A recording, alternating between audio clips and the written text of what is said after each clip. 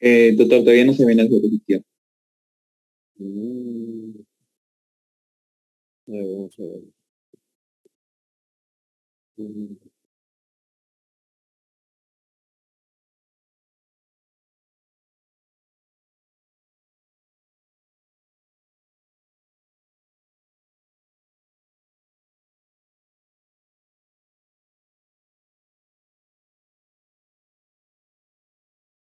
¿Ahora se ve la pantalla completa o no?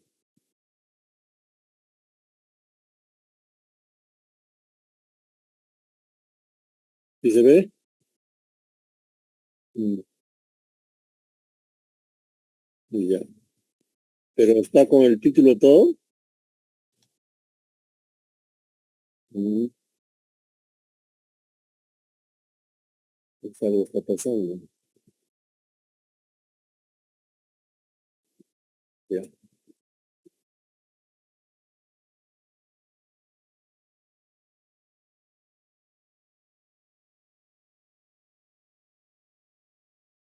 Ahora, Ahora sí se puede ver, doctor. muy bien. Ya. Entonces hoy día creo que es el último tema correspondiente al examen que creo van a dar este fin de semana. Es un tema sencillo, no es muy complicado. Creo que va a ser fácil asimilarlo y entenderlo. Entonces, todo lo que respecta a disfunciones sexuales, tanto en el varón como en la mujer. Y al final se verá algo de lo que es violencia sexual o lo que llamamos en el hospital la violencia basada en género, con algunos alcances, pero que tiene algunos detalles que de repente ya yo les compartiré un PDF para que puedan ampliar en esa parte. Muy bien. Entonces, todo lo que es disfunciones sexuales pues abarca muchos aspectos, ¿no? En la paciente, en este caso, tanto el hombre y la mujer. En este caso interviene no solamente la parte somática, la parte física, sino también bastante y tal vez más de la mitad de una causa psicosomática, ¿no? Además psicológica. Entonces acá podemos ver la presentación de un problema, el análisis y el diagnóstico y el posible tratamiento que podría tener esta disfunción, dependiendo de cuál sea. Eh, la salud sexual se está considerando como un derecho básico del ser humano, ¿no? Y se ha observado que desde los años 50, 60, y que creo, ya les dijo el doctor Cabana en las investigaciones de Master y Johnson, se comenzó a averiguar y a introducir conceptos, ¿no? Ante la falta de información que había hasta esa época. Desde la actualidad se ve que muchos de los problemas de disfunciones sexuales están con una prevalencia en aumento. Y hay ciertos factores o ciertas condiciones que pueden darnos una luz en el diagnóstico y también en el tratamiento. Eh, Como les decía, es un proceso psicosomático, donde entra la parte psicológica y también puede agregarse muchas veces lo que es una alteración física, comorbilidades, enfermedades que pudieran influir en la aparición de esta patología. Y otras veces, este, ya sea por decisión propia del individuo, pasan desapercibidos, ¿no? Y si lo detectan, muchas veces lo consideran como algo que es común para ellos, ¿no? Tal vez por falta de conocimiento de que eso no debería ser así. Entonces, disfunción sexual o trastornos sexuales. Estos se caracterizan por una alteración de todo lo que son los procesos propios del ciclo de la respuesta sexual. Creo que ya en una clase anterior vieron todo lo que eran las etapas de la respuesta sexual y además podrían también tener alteración en cuanto al mismo acto sexual, es decir, la aparición de dolor o de dispareunia, ya sea en la mujer o en el hombre, ¿no? Hay como les mencioné, una parte psicológica en todo lo que son disfunciones sexuales. Y aquí entran lo que son los factores predisponentes. Estos generalmente pueden estar relacionados a las relaciones de familia, es decir, con los padres, a los antecedentes o experiencias de la infancia. Algunas personas han tenido estos problemas, ¿no? Entonces podrían producir traumas en la edad adulta. Y la inseguridad en el rol psicosexual en la adolescencia. La adolescencia es un estado pues, donde todo es muy lábil. Entonces, si no hay un buen apoyo familiar o un adecuado conocimiento, pues se puede presentar estos problemas. La parte religiosa, la parte moral también influye, y obviamente la ausencia de una educación sexual. ¿Cuáles son los factores precipitantes? Uno, las experiencias sexuales traumáticas, sobre todo cuando estás en la infancia o en la etapa puber o adolescente, cuando hay problemas generales con la pareja, en casos de infidelidad y las expectativas que a veces, por ejemplo, en los varones son demasiados cuando se comparan con hechos o visiones que no corresponden con la realidad. Por ejemplo, las películas, lo que es pornografía. Alteraciones en la pareja sexual como disfunciones en los diversos campos de esta. La aparición de algún episodio donde no hay una buena respuesta sexual. Y si es que hay una comorbilidad, una reacción a esta que se va a reflejar en lo que es el comportamiento, ¿no? O en la función sexual. La edad, obviamente, conforme pasan los años, la respuesta sexual no es la misma. Ya más o menos entre la cuarta, quinta década de vida comienza a haber una disminución de esta respuesta sexual que pues en la juventud llega a su máxima expresión. Estados de ansiedad y depresión, la esfera psicológica también pueden ser precipitantes de que ocurran estos episodios. El parto, por el mismo hecho de un periodo de puerperio, puede influir también en lo que es disfunciones sexuales. ¿Cuáles son los factores de mantenimiento? Ansiedad, ¿no? Es muy común que la misma ansiedad, a pesar que no hay un factor o un fondo físico, pueda influir en que se produzcan estos episodios que sean pasajeros o continuos de una disfunción sexual.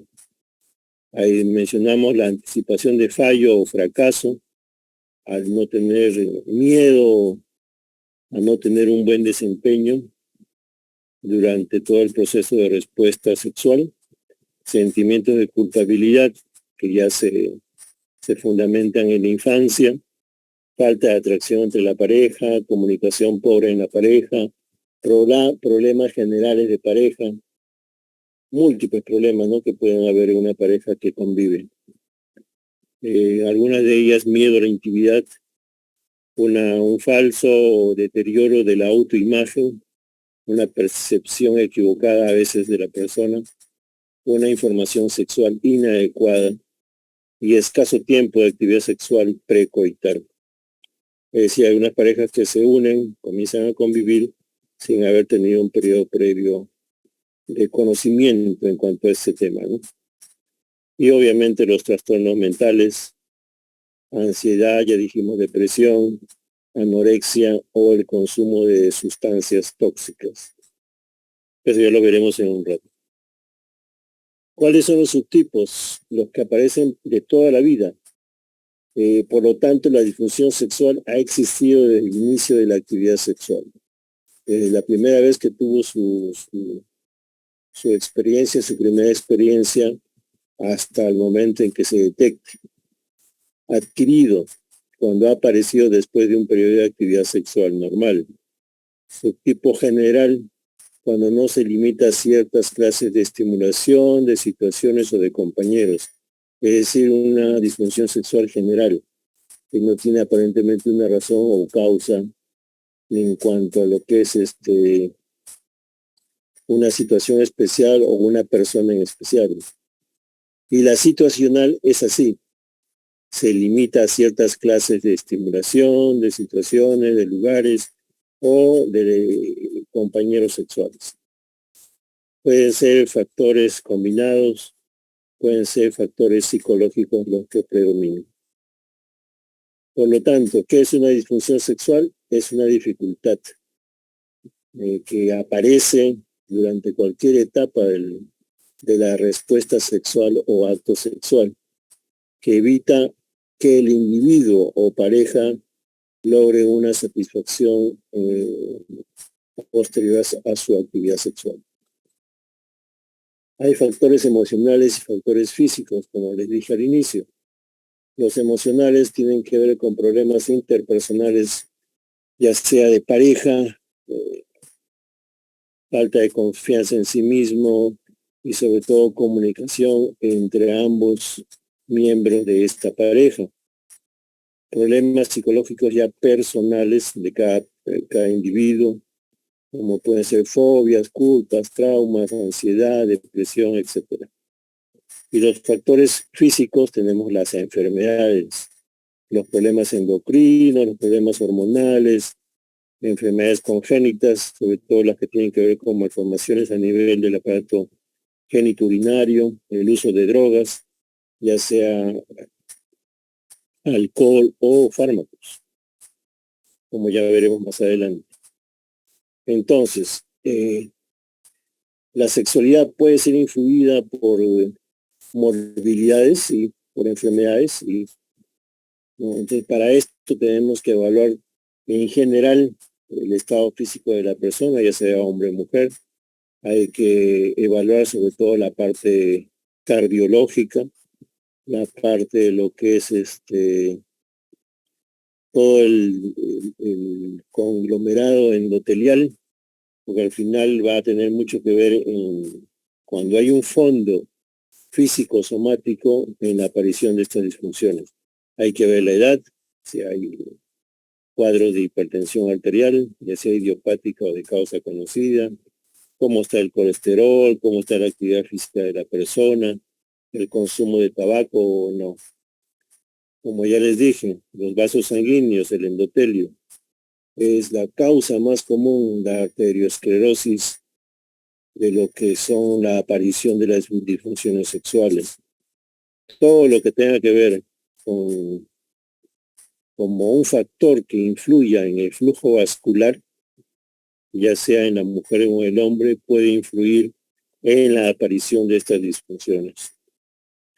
Las alteraciones hormonales, patologías crónicas, patologías, comorbilidades, que sobre todo van a influir en el varón y también en la mujer.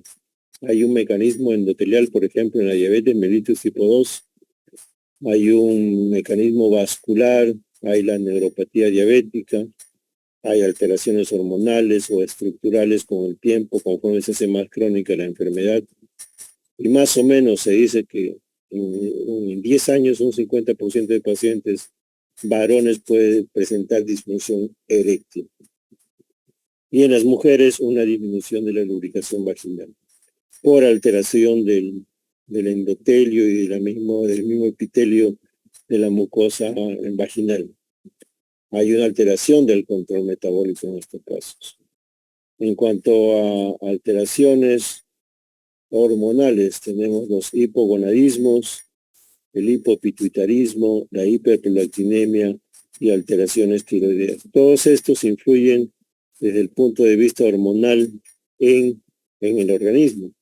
Por lo tanto, si hay alguna alteración en el organismo, puede haber una alteración también en cuanto a lo que es la respuesta sexual del individuo. Otra comorbilidad, otra patología, todo lo que es la parte renal, episodios crónicos, patologías crónicas a nivel del riñón. Tienen un origen multifactorial, generalmente afectan al 80% de los varones y hay una disminución de la libido en cuanto a lo que es mujeres, más del 70%.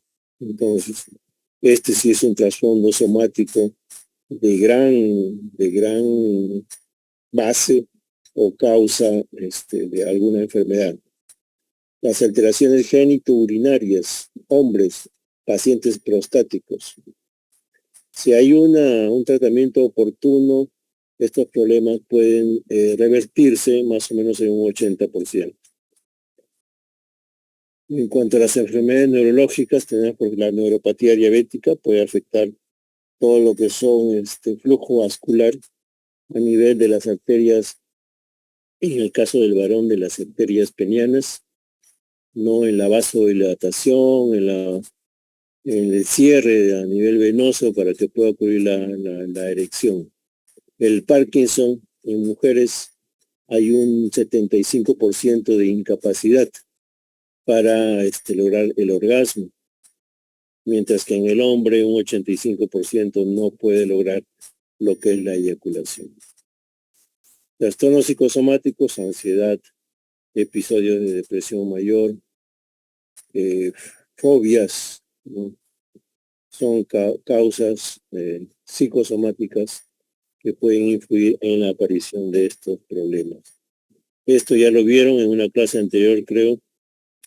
Acá tenemos las fases de la respuesta sexual en el varón, lo que es excitación, meseta, orgasmo, resolución, creo que eso ya lo vieron. Y qué pasa en cada una de ellas, ¿no?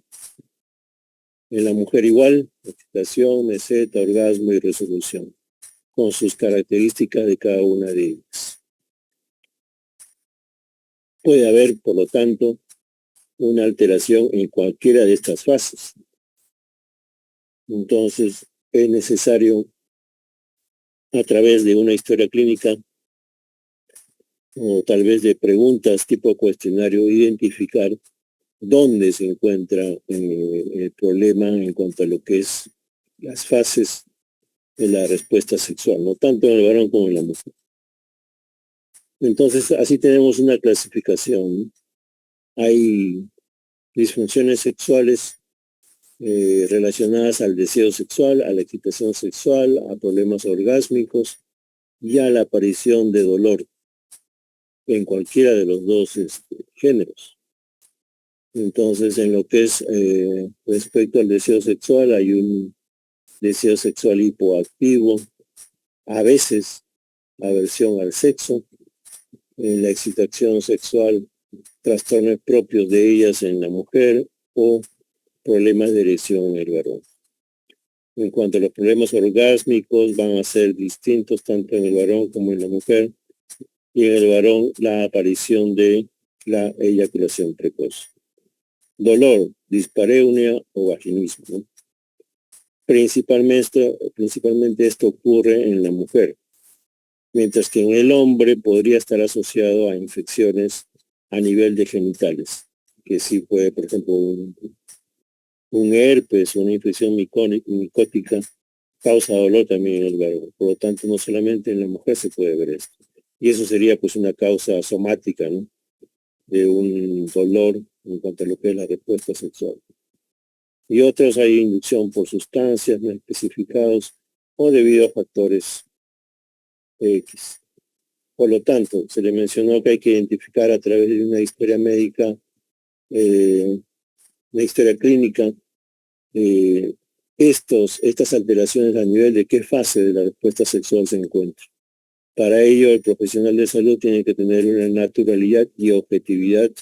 Hay que tener algo de empatía, lenguaje adecuado, escuchar atentamente lo que dice el paciente y sobre todo responder e informar a todas las dudas que este paciente pueda tener. Por lo tanto, la evaluación será, pues, médica, psicológica, una evaluación social, sus relaciones con las otras personas y sobre todo la parte sexual. ¿Qué instrumentos podemos tener?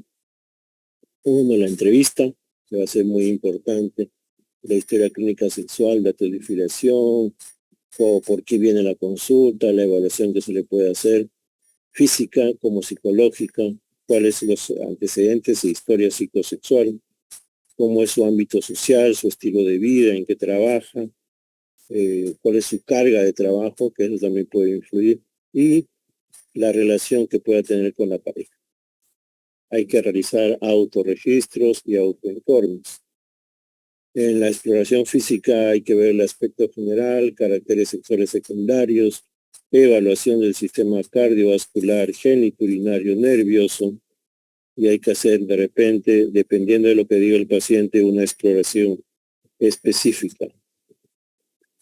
Aquí hay medicamentos que parece son muy poco tomados en cuenta a veces por nosotros los profesionales de la salud, porque más nos vamos a la esfera de lo que son enfermedades, ¿no?, que podrían ser la causa de estas disfunciones sexuales, pero muchas veces los pacientes toman medicación, sobre todo ya los pacientes que pasan los 40, 50 años, pueden tomar antihipertensivos, pueden tomar beta bloqueadores, pueden tener problemas cardiovasculares. Entonces, estos pueden influir tanto en lo que es la respuesta del deseo sexual, puede haber una disfunción eréctil o una alteración en las fases finales como el orgasmo o la eyaculación. Entonces tenemos acá, por ejemplo, los antidepresivos. Todo lo que son las imipraminas, la amitriptilina, clomipramina, la fluoxetina, paroxetina, todos estos son antidepresivos, ¿no?, que se dan a los pacientes, y generalmente que esto aparece pues en la etapa ya sea perimenopáusica o menopáusica en el caso de la mujer, y muchas veces también en el varón. También hay una andropausia, ¿no?, pues comienza a aparecer más o menos a los 50 años en el varón. Entonces muchos de ellos van a la consulta con el psiquiatra por múltiples factores y múltiples situaciones que podría tener la persona. Entonces, estos son antidepresivos que pudieran influir en lo que es la disminución de deseo. En cuanto a lo que es falta de erección, igualmente, hay antidepresivos y ansiolíticos, ¿no? Tenemos ahí el citalopram, antidepresivo fluoxetina, imipramina, paroxetina, la sertralina, que se usa mucho, era el boom en los años 80, ¿no?, la sertralina. Y se indica para múltiples patologías aparentemente psicológicas, ¿no?, de la esfera psicológica. Y aquellos que tienen que ver con el orgasmo o eyaculación, también hay. Igual lo mismo, ¿no?, fluoxetina, el escitalopram, que es uno de los antidepresivos más recientes que se puedan usar. La venlafaxina también. Le saluda mucho lo que es escitalopram y venlafaxina para lo que son cuadros de depresión mayor. Entonces, siempre hay que preguntar esta parte de qué medicamentos toma usted, señora. Otros psicotrópicos, los ansiolíticos, ¿no?, el litio, la flufenacina, la risperidona, todos estos, pues el alprazolam, que es de uso muy común, pueden influir tanto en el deseo, en la erección o en la aparición de eyaculación precoz o de falta de orgasmo. Y los cardiovasculares, casi todos los pacientes, bastantes pacientes, tienen problemas, sobre todo de hipertensión arterial, ¿no?, ya sea varón o mujer, y más aún si tienen otros comorbilidades asociadas como por ejemplo diabetes. Entonces aquí entran insuficiencia cardíaca, digoxina, antihipertensivos, hidroclorotiazida, que es un diurético que se usa combinado siempre con un antihipertensivo, la clonidina, que se usa en casos de crisis hipertensiva para bajar la presión, la espironolactona, igualmente un diurético, la dioxina para lo que se usa en insuficiencia cardíaca, los beta bloqueadores para cuadros de hipertensión arterial, la clonidina, la dioxina, igual la metildopa también, la espironolactona, Todos estos pueden influir, como ustedes pueden ahí ver, en lo que es alteración del deseo o de la ausencia de una buena erección en el varón. Y otros, podemos ver, hay un bloqueador de los receptores de hidrógeno, la simetidina, los antihistamínicos, antiinflamatorios como el naproxeno. A veces se hace un uso indiscriminado de este. No, la ciproterona es un antiandrogénico, las hormonas agonistas de la GH, la pseudoefedrina que se usa en las pastillas que uno toma a veces para la gripe, para la congestión nasal, también puede influir en lo que es, por ejemplo, en el varón, en la disfunción eréctil. Entonces, no olvidar investigar y preguntar sobre esta, señor, señora, señorita, ¿qué está usted tomando? ¿No? Y eso, si no te acuerdas bien qué puede afectar, se revisa y ahí se puede identificar qué posible o qué potencial tendría para la predicción de una disfunción sexual.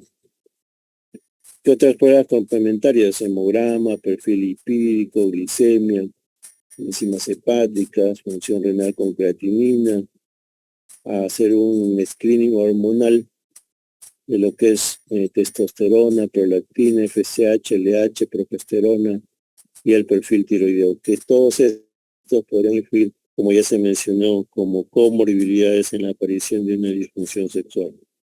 Pruebas diagnósticas específicas para cada disfunción sexual.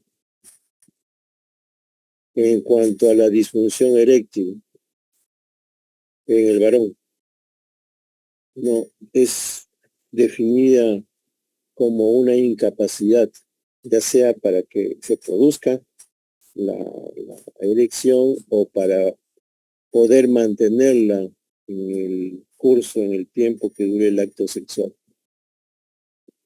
Si no hay erección, no hay coito, no hay cópula. Por lo tanto, obviamente habrá una insatisfacción con la respuesta sexual, ya sea en el varón como también en la mujer.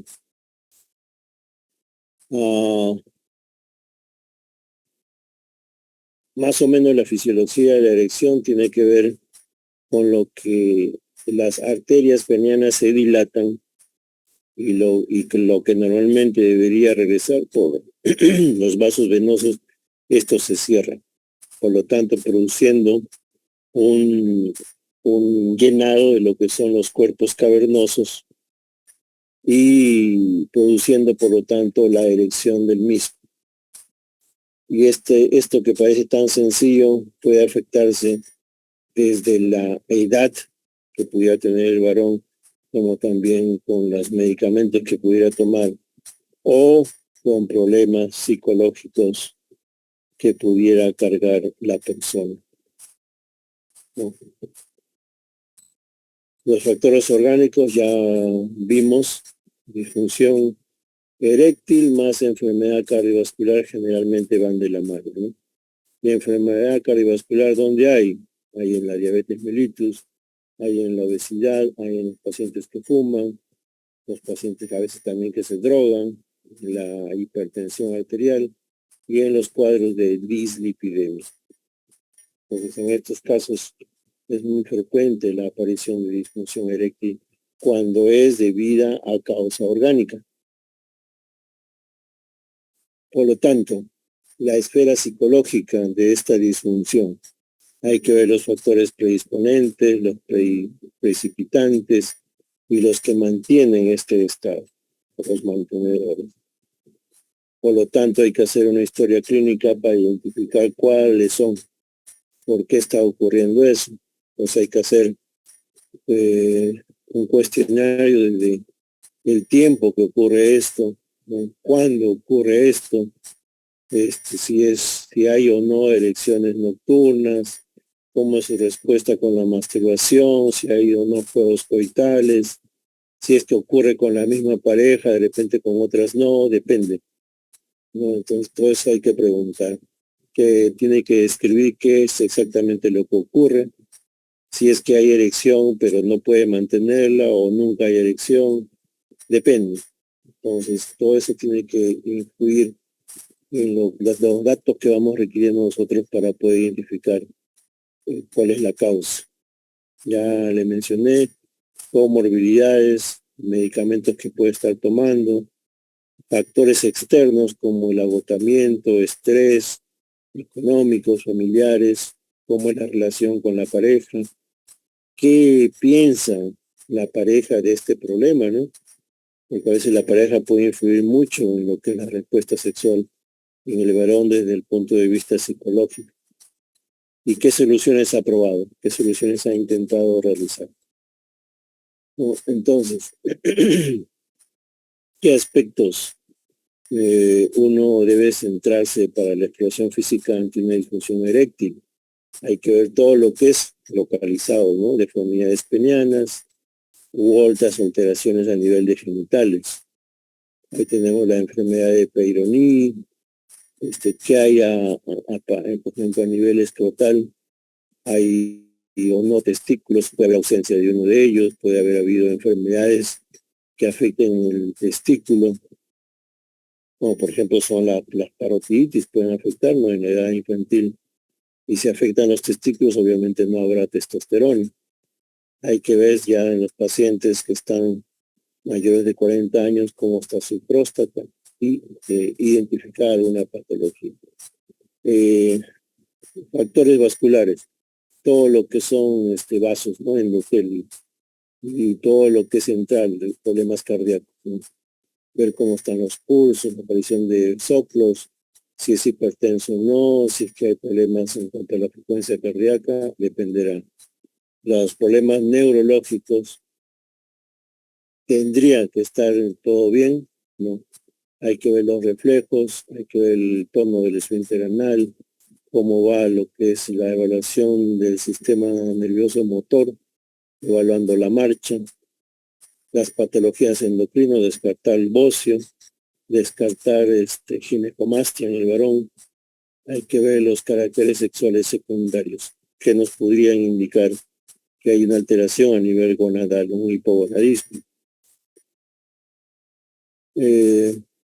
¿Qué pruebas? Hay varias. Todo lo que es valoración neurológica, valoración vascular, diferenciación entre disfunción eréctil orgánica o psicológica.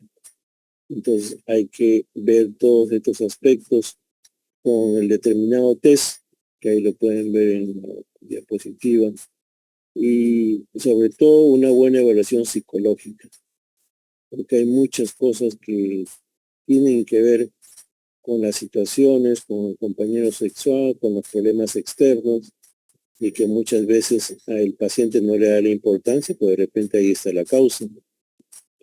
Entonces hay que evaluar esa parte muy bien. Hay un cuestionario que realizan los terapeutas sexuales, ¿no? Para identificar qué tanto problema puede ser esta disfunción eréctil en el varón, de acuerdo al interrogatorio que uno hace, ¿no? Que se evalúa la confianza para lograr o mantener una erección, erecciones rígidas para una buena penetración o coito, erecciones no solamente rígidas, sino que se sostienen, ¿no? O si hay dificultades para mantener la erección hasta el final del acto sexual, y si hay una satisfacción con el mismo acto sexual. Esto lo valoran y más o menos ya puede identificar a qué nivel está el problema. ¿Qué hacemos con el tratamiento? En el caso de la disfunción eréctil, actualmente todo lo que es farmacológico, que más o menos apareció, estamos hablando de fines de los 90. Fines de los 90 apareció en primer lugar el sildenafilo, ya posteriormente se establecieron variaciones en su composición química, apareciendo el tadalafilo, el vardenafilo, que son todos vasodilatadores que tienen ese efecto cuando hay un estímulo sexual. Ahí podemos ver las diferentes dosis que se pueden dar, más o menos cuál es su periodo de latencia, qué efectos secundarios tiene, cuál es la eficacia, cuánto tiempo se mantiene su efecto y qué efectos adversos pueden haber, ¿no? En general, se supone que un joven de menos de 40 años obviamente no va a necesitar nada de esto, ¿no? Pero a veces se ve situaciones en que los jóvenes, queriendo tener un rendimiento mucho más de repente duradero o superado o comparado con otros, hacen ingestión de estos medicamentos cuando no lo necesitan, ¿no? Porque su respuesta sexual va a ser adecuada. Estos generalmente ya son candidatos a su prescripción los varones pues que ya comienzan a pasar los 40 o 50 años. Que como ya les decía, por el mismo paso de la edad, tal vez el endotelio cambia y por lo tanto es necesaria la prescripción de estos medicamentos. ¿Cuál dar? Depende.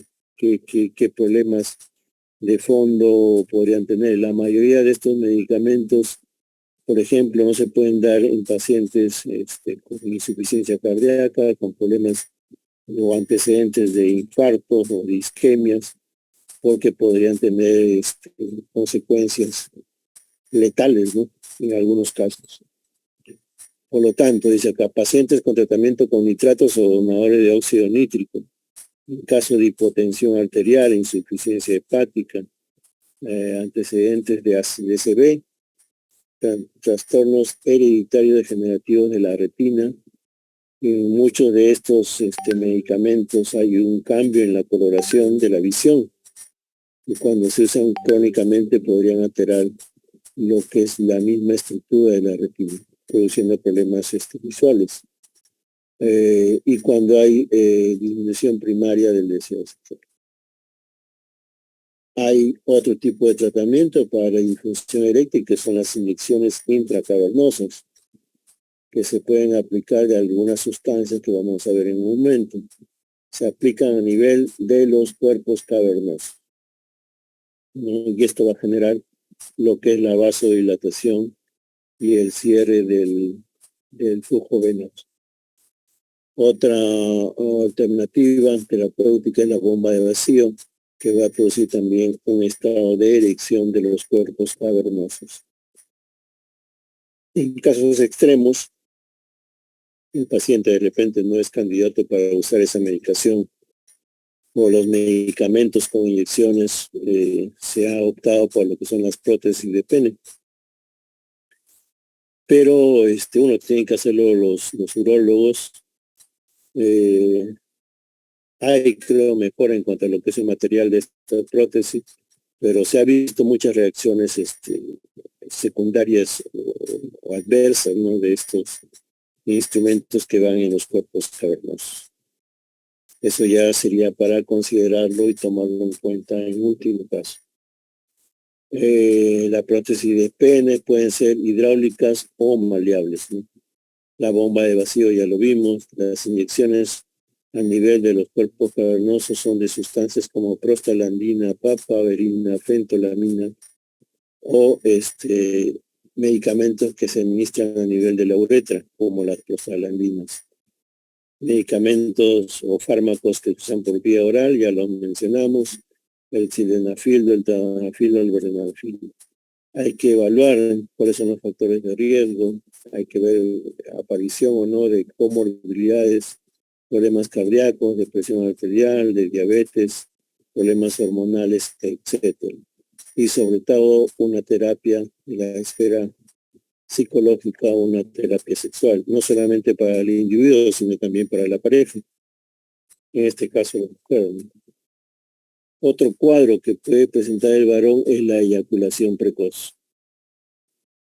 La clasificación del DSM define como eyaculación persistente o recurrente como respuesta a una estimulación sexual mínima, ya sea antes, durante o poco después de la penetración y antes de que la persona lo desee. Por lo tanto, a veces ni siquiera hay penetración y puede presentarse la eyaculación en este varón. ¿Cuáles son las causas? Fármacos, factores orgánicos, enfermedades, intensidad de la estimulación sexual, capacidad para controlar el reflejo eyaculatorio. Hay un umbral disminuido, un umbral eyaculatorio disminuido. Hay una falta de habilidad en el varón o la aparición de ansiedad durante el mismo acto sexual. Antecedentes o episodios de coito no satisfactorios pueden traer una frustración y una cadena de agravamiento, se podría decir, de la respuesta. Problemas de pareja, eso también influye en la parte psicológica. Y alteración o presencia de otros trastornos psicopatológicos.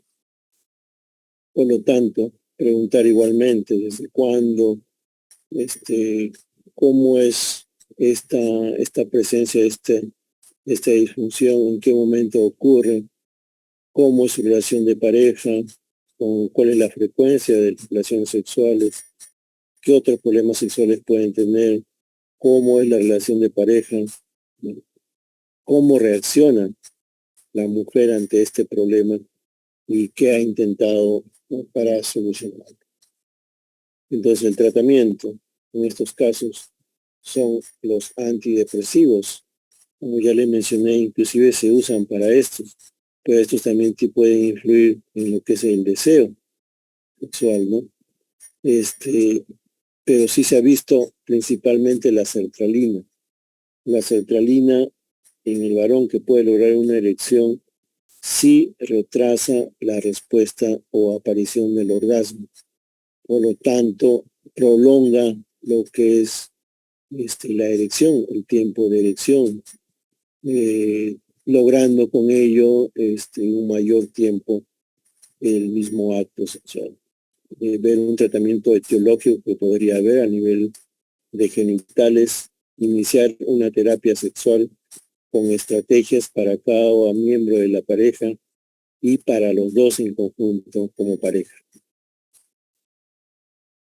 Hay que identificar, hay que informar, hay que hacer entrenamientos de relajación, ejercicios de Kegel, promover relaciones no exigentes, hay que comprometer a la pareja en el caso de la mujer, promover juego no coital y algunas veces el preservativo retardante puede también influir, así como la sertralina, en prolongar, al disminuir la sensibilidad del glande, en prolongar lo que es el tiempo de erección. Trastorno del orgasmo masculino. Hay ausencia o retraso persistente o recurrente del orgasmo tras una fase de excitación sexual normal. Puede provocar malestar, ¿no?, o dificultades en relación con la pareja. Este trastorno no se explica por la presencia de otro trastorno del eje y no es debido exclusivamente a los efectos fisiológicos directos de una sustancia o una enfermedad médica. Podría ser por otra causa, ¿no? Igualmente preguntar cuándo, cómo, cuándo sí puede haber la aparición de orgasmo, cuáles medicamentos está usando, cómo le afecta a la pareja, qué soluciones ha intentado. Hay también lo que es la ausencia de eyaculación. Hay lo que es también la eyaculación retardada en la vagina. Entonces, si no hay una alteración de esta, por lo tanto también puede afectarse lo que es el orgasmo en el varón. En cuanto a los factores orgánicos, ver alteraciones anatómicas de las vías seminales, lesiones neurológicas, alteraciones hormonales en el varón, ¿eh? Sí, y eso de hiperprolactinemia es extraño, ¿no? Más se ve en la mujer, pero en el varón también puede darse. Iatrogenia quirúrgica a veces, fármacos antidepresivos, cuadros orgánicos como por ejemplo la diabetes, ¿no? Hay que hacer un estudio ecográfico radiológico de las vías seminales. Tal vez podría haber, así como hay por ejemplo trastornos a nivel de uretra en la micción, podría haber también trastornos en las vías seminales, donde van de la vesícula seminal, inclusive trastornos nerviosos que alteran la misma contracción de las vesículas seminales para que pueda haber la expulsión del semen a nivel y su paso por la uretra, ¿no? Entonces hay que hacer ese estudio. Factores psicológicos que pudieran influir en ello también se pueden dar. Hay que hacer una exploración de la sensibilidad del pene, hay que hacer un biotensiómetro, diapasón, agujas, escobillas y otros elementos que pudieran darnos información sobre esta sensibilidad. Reflejos anal, perineal y bulbo cavernoso. Tratamiento farmacológico. Para esto sí, ningún fármaco ha resultado efectivo para tratar esto. La terapia sexual preferentemente debe realizarse con ambos miembros de la pareja. En la mujer, ¿qué puede pasar? Vamos a ver qué disfunciones pueden haber. Trastorno del deseo. Hay un deseo sexual hipoactivo donde hay una disminución o ausencia de fantasías y deseo sexual. Trastornos por aversión al sexo, aversión extrema, con evitación de todos los contactos sexuales, donde influyen muchos factores, sobre todo los de religiosos, de crianza, o tal vez de traumas que pueden haber habido al inicio de su vida sexual. Trastorno de la excitación sexual, incapacidad para obtener o mantener una lubricación en la fase de excitación, haciendo doloroso el coito, por lo tanto habría una disfunción en ello.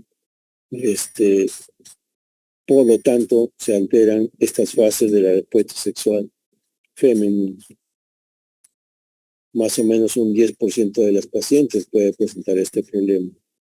La causa es muy difícil de identificarla, pueden haber factores orgánicos, fármacos, factores psicológicos que influyen en la aparición de ellos.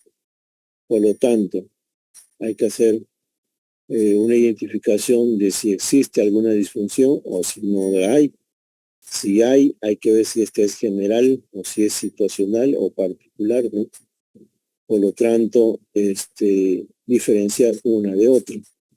Hay que hacer esto ya se encarga el terapista sexual de hacer bien esta parte, ¿no? Generalmente es un ginecólogo o un urólogo, dependiendo de los que se dedican más a esta parte de la identificación de cada uno de las situaciones que podrían estar como fondo de la aparición de estas disfunciones. Por lo tanto, hay que vincular y comprometer en la terapia a la pareja lo más precozmente posible. Estamos hablando de lo que es las disfunciones sexuales femeninas. En los trastornos del orgasmo, hay una anorgasmia primaria, una secundaria o una situacional. Nunca ha habido orgasmo en la primaria, la secundaria sí ha habido, pero ha dejado ya de tenerlos, y la situacional es cuando aparece con determinados factores o situaciones. ¿Cuál es la etiología? Factores orgánicos muy poco, un 5%. Generalmente la mayor causa son psicológicos. Determinantes educacionales personales o de experiencias previas al inicio de la actividad sexual.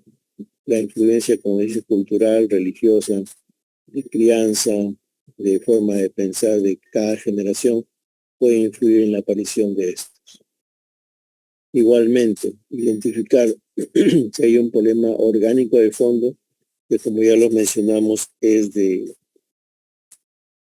poca frecuencia, un 5% más, o si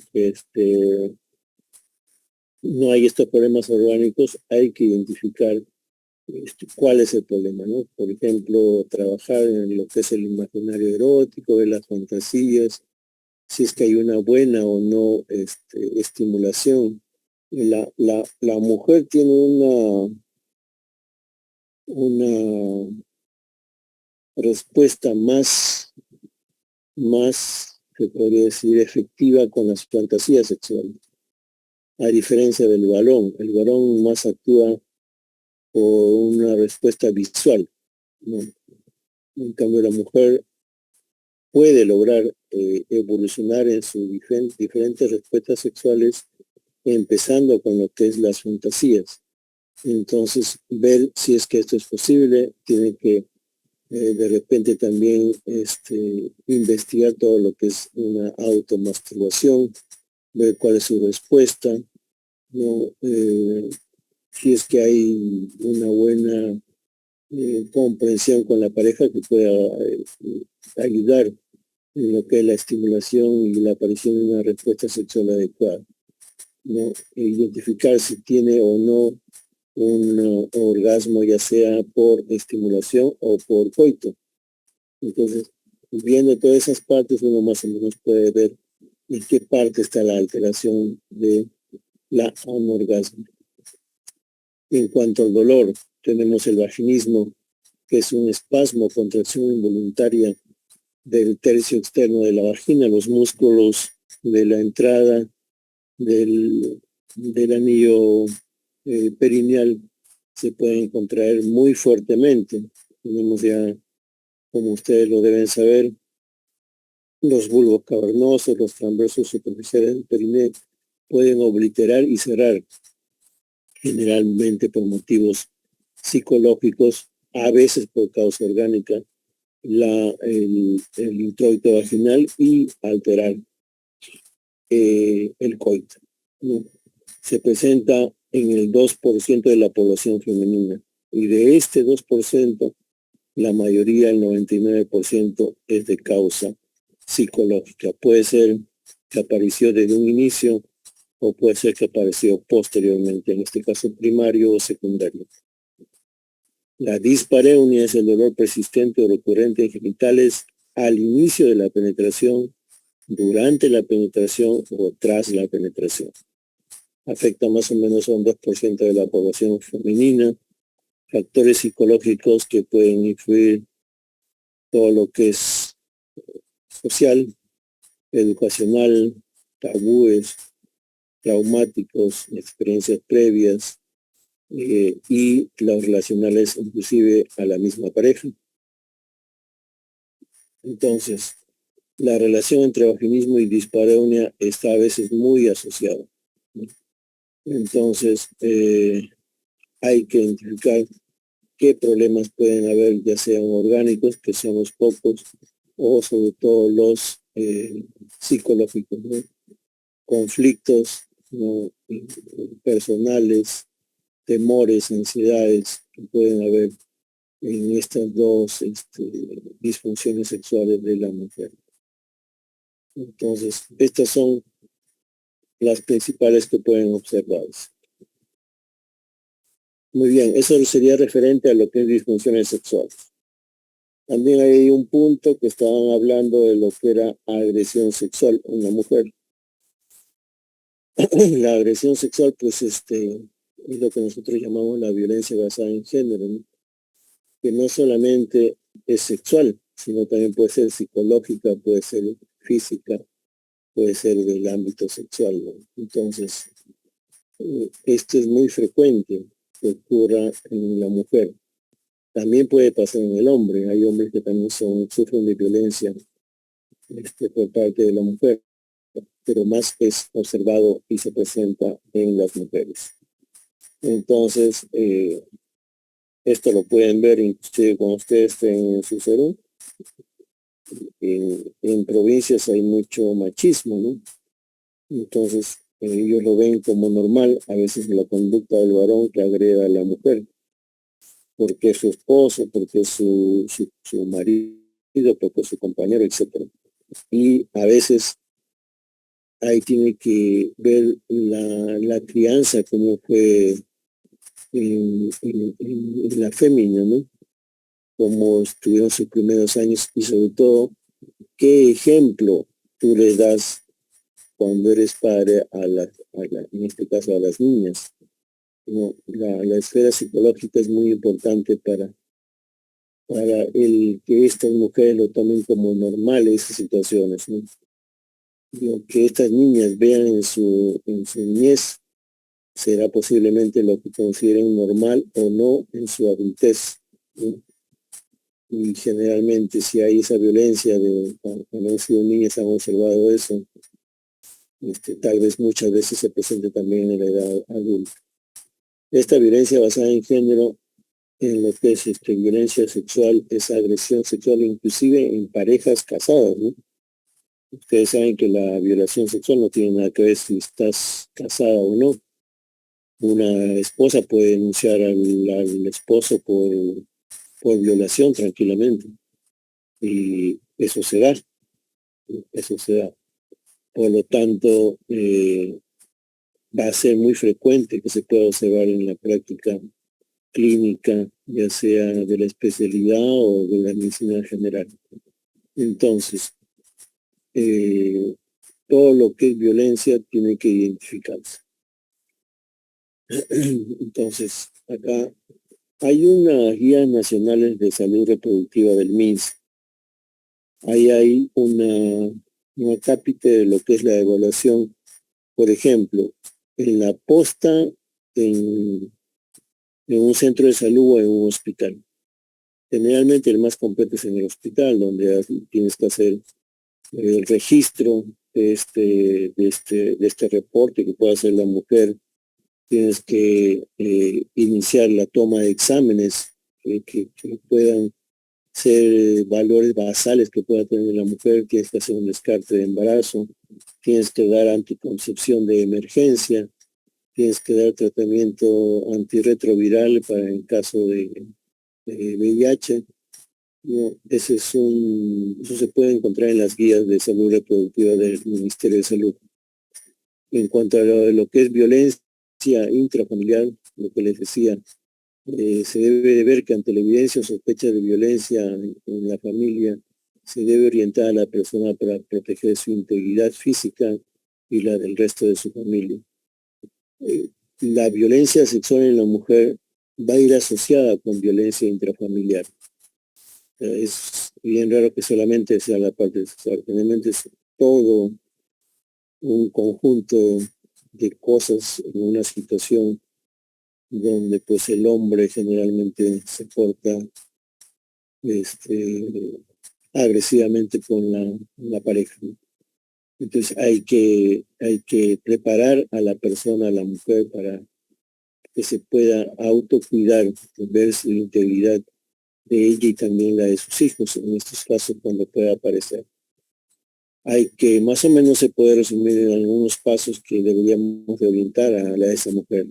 Evaluar el riesgo de persona al regresar a casa, después de repente una evaluación, donde ya ha habido sobre todo antecedentes de violencias anteriores, ¿no? En otros episodios o tiempos.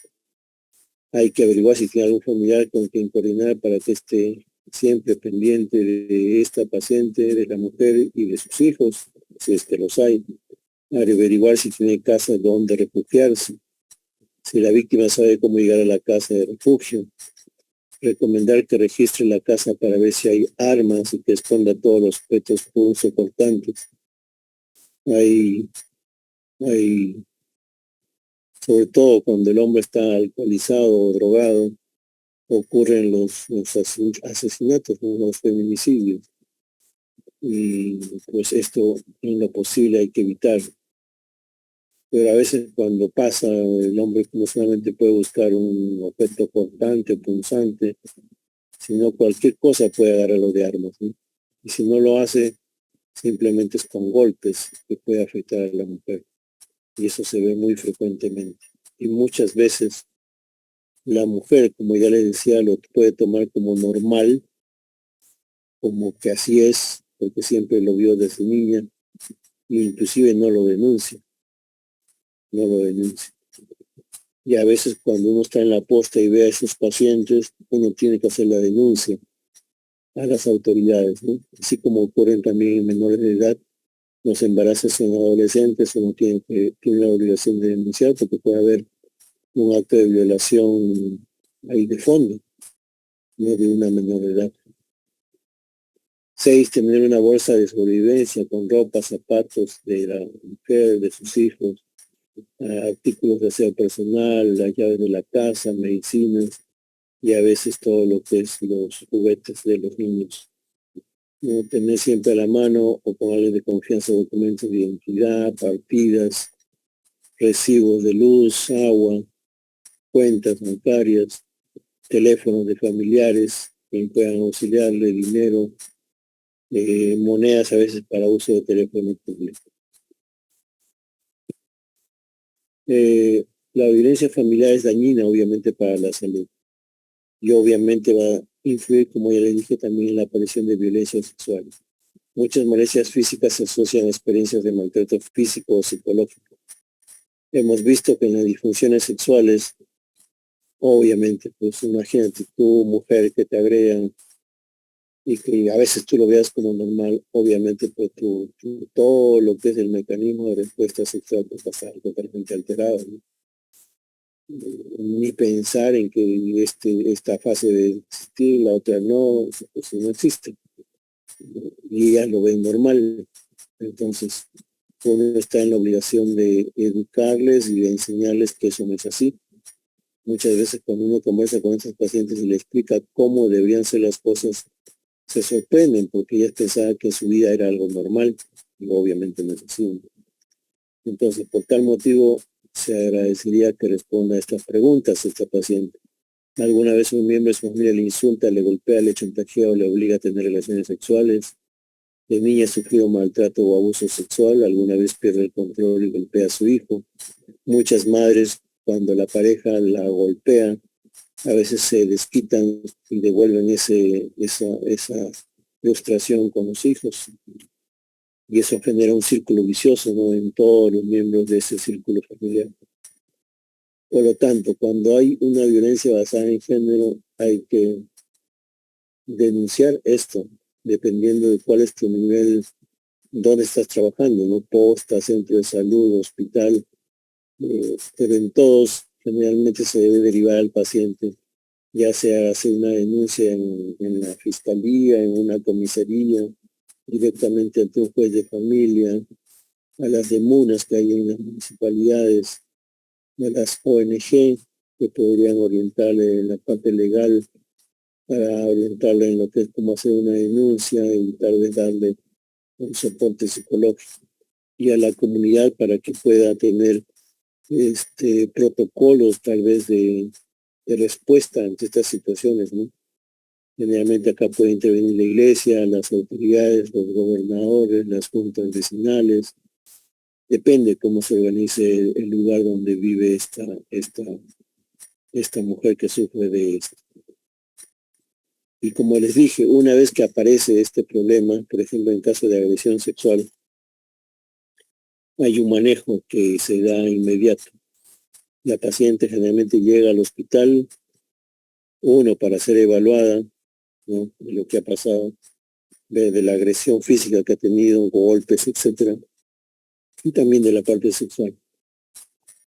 Pero aparte de eso, hay que evitar que no solamente ocurra este episodio de agresión sexual o de violencia familiar, sino que hay que evitar que se complique aún más con la aparición, por ejemplo, de un embarazo no deseado, de enfermedades de transmisión sexual, de problemas que podrían haber con, por ejemplo, un HIV, un herpes, una sífilis, una infección vaginal, y darle el tratamiento adecuado. Se hace dosaje basal de todas estas infecciones de transmisión sexual y se da tratamiento profiláctico tanto para el HIV como también para lo que es infecciones vaginales. Se hace un dosaje de embarazo, de sangre, y dependiendo qué son los resultados, se da el tratamiento definitivo. Esto está, como les decía, en las guías de salud sexual y reproductiva del Ministerio de Salud. Tal vez al delegado le voy a pasar un resumen de eso para que ustedes lo tengan y más o menos sepan qué es lo que se da y qué ficha más o menos es la que se lleva, ¿ya? Creo que este es el final. Sí.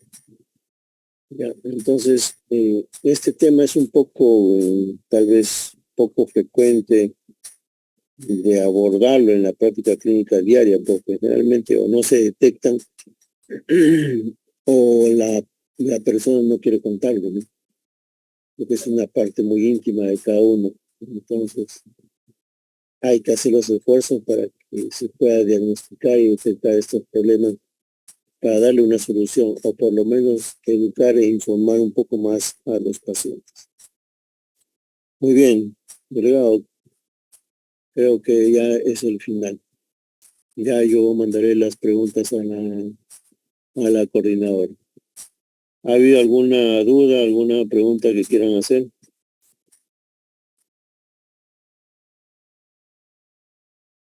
¿Todo bien, Kevin? ¿Se escucha todo bien? Sí, doctor, todo claro. Ya. Creo que ya has grabado de esto, ¿no? Ya, Sí, señora. doctor, lo han grabado. Ajá. Acá creo que hay para